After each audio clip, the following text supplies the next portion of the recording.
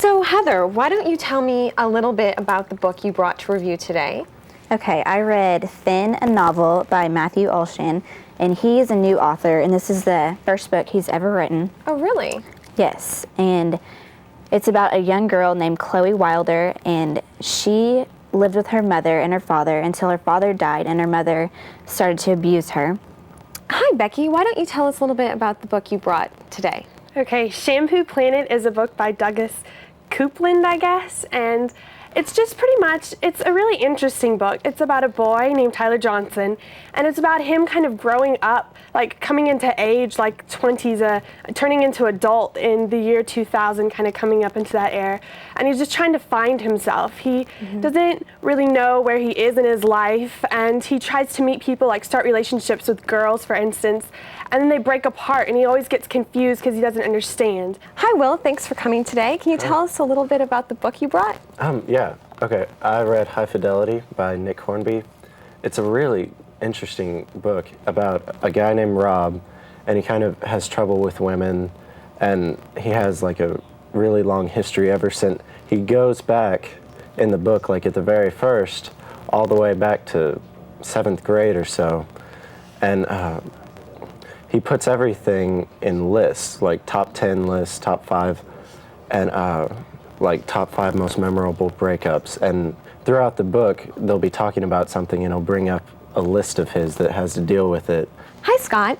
Thanks for being with us today. What's the name of the book that you're reviewing today? I read True Believer by Virginia Yearwolf.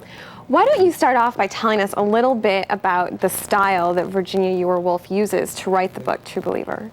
Virginia Yearwolf actually has like, oh man, she has like the coolest. I'll read you the first page. Like, okay. I love this intro. This is one of my favorite intros. Well, this book is a fantasy book, and well, it's not like you can be like, hey, that's like me, because you don't run into trolls every day. No, that's true, you don't. Yeah, and so, I mean, this is a story about some knight, like, he's known, like, around the whole world, well, the world in the book, and well, he was known for being this guy that God's created that has no destiny, but everyone else does. So no one knows really what he's going to do.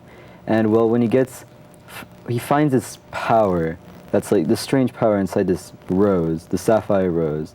That was the name of one of the other books. And well, that power allows him to do anything. He's as powerful as a god. Actually, my mom suggested The Notebook by Nicholas Sparks, and so I just read the first book and I loved it, and so I just decided to read more of his books.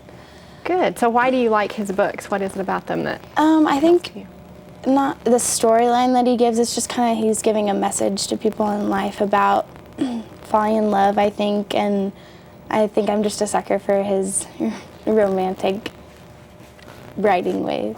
So Becky, you read The Proposal by Lori Wick. What was your favorite part about this book? Well, I really enjoyed reading about how main character William Jennings bonds with his, I guess they're his nieces and nephew, his two nephews, Thomas and James, and his nephew Penny. He just doesn't really know what to do with them. I mean, he loves the boys, so they can carry on in the family name and all, but he just doesn't know what to do with the girl, and that kind of frustrates him. But then, like, he just falls in love with them, and it's just so precious and so, like, heartwarming. It gives you that fuzzy feeling. So Emily, you brought A Time for Dancing by Davida Herwin to us. Yes. What was it that made you want to read this book? Well, I'd read the back of it and what it was about, and it's all about friendship and two best friends and how their relationship changes and how they get through it when one of them gets cancer. And they're so close, and it's fun to listen to them or read them, how they talk to each other, because it's just like you and your best friend, and they fight over dumb things, and then they make up, and they're tighter than ever. So Josh, you read And Then There Were None by Agatha Christie. Can you tell us a little bit about the book? All right. Well, 10 strangers were brought to the island, and they didn't know anything about each other. But the one thing they all had in common were they, in the past, murdered someone, yet it was escapable by the law. They never got their retribution or justice from it. What is the premise of this book? Well, this book was written by Bernard Goldberg, who worked for 28 years at CBS News. And he wrote an article for the Wall Street Journal. And its objective was to show bias in the media, and he was eventually fired by CBS News for writing this.